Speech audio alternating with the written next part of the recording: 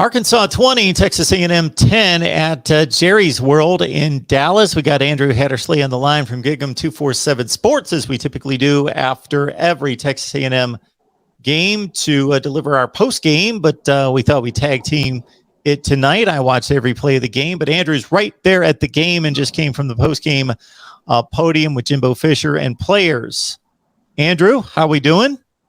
Yeah, battled my way out of traffic. So sorry, this was a couple minutes later than we usually do. I found a nice little park to sit over here. Yeah, obviously, this was one I think Arkansas had A&M's full attention coming in, and they jumped on them pretty quickly. And that was something that was brought up after the game, that, you know, the focus has to be there from the very beginning. You got to be locked in, and they just had a couple breakdowns and put themselves out of. They just put themselves too far behind by the start of the second half, and you know, just the game was controlled by Arkansas.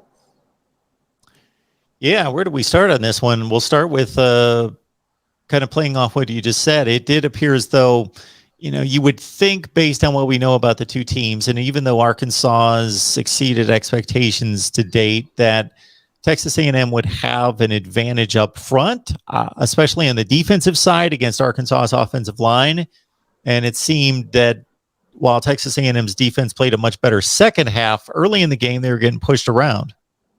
Yeah, well, I think one of the things, it was an issue that popped up against Kent State earlier this year. Thought they rushed lanes. They got out of their rush lanes a little bit. They lost their eye discipline, which you can't do against Arkansas because they've got so many misdirection plays and quarterback reads, and I thought that was an area that Texas A&M really struggled early on in the game. They just allowed too many runs, gave up too many runs up the middle, especially.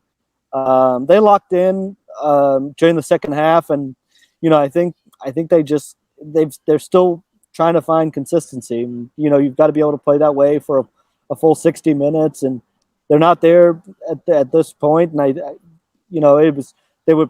there were just penalties and undisciplined plays that ended up just being too much to overcome. Absolutely, and one of the plays that really got Arkansas rolling from a scoring standpoint was, of course, the Treylon Burks play down the sideline against, I think that was against Jalen Jones, correct? Miles Jones. Yeah, that was Miles Jones. Yeah, Miles Jones.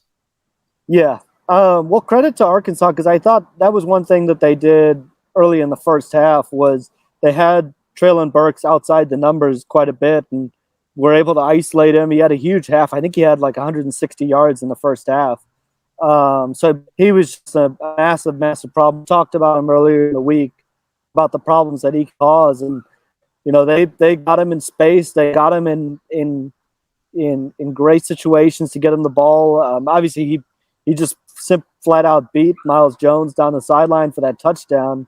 And then I thought A&M's tackling of him was terrible in the first half. We had that one play with Aaron Hansford almost, you know, kind of pushing them, but that was on another Arkansas player. But just the tackling, I thought they struggled to bring him down, and his speed was just a big factor in the game. Yeah, that was a play by A.J. Green coming out of the backfield in receiver for Arkansas. And it was just a strange play to watch on TV. And you obviously got a great look at it, that he juked a guy. He also made another tackler miss that kind of spun him around. And then Hansford must have just, I don't know, tried to push him out of bounds, I think. Yeah, pushed him out of bounds, or thought he was pushing him in the other direction or something, but he actually gave him more momentum to just, as soon as he made that push, it was like, oh, he's gone. Well, I thought that was one of the weird things, is when you think about it, like for A&M, it was some of the veteran players that made those undisciplined plays and mistakes, and I you know, jumping off sides on plays and missed tackles, and that play where, you know, not being aware if you're inbounds or out of bounds, and you know, how close you are to the sideline. And it was one of those things. And then, you know, credit to Arkansas. We knew coming in that offensive line, you know, they really controlled up front. KJ Jefferson gave A&M a lot of problems early, both with his legs and with his arm. And that's what we talked about, is, you know, with who was going to be able to make plays with their arms. And it was KJ Jefferson, and he really made a big statement. We got Andrew Heddersley on the line, as we always do, talking Texas A&M football. Andrew was reporting on the game for Gig'em 247 Sports. Arkansas, Texas A&M, one of the great rivalries in the SEC. And, of course, Arkansas continues this surprising run here. They came in number 16 in the polls. I had them at number 7. They go to 4-0. Texas A&M falls to 3-1. And obviously, this is a huge step in the conference race here. It's just kind of strange not to break it out to a big over-the-top narrative, but we talk all season about these games, or during the off season. We have so much anticipation for these games, and because of what Texas A&M accomplished last year, so many people just looked at it and thought, okay, circle Alabama.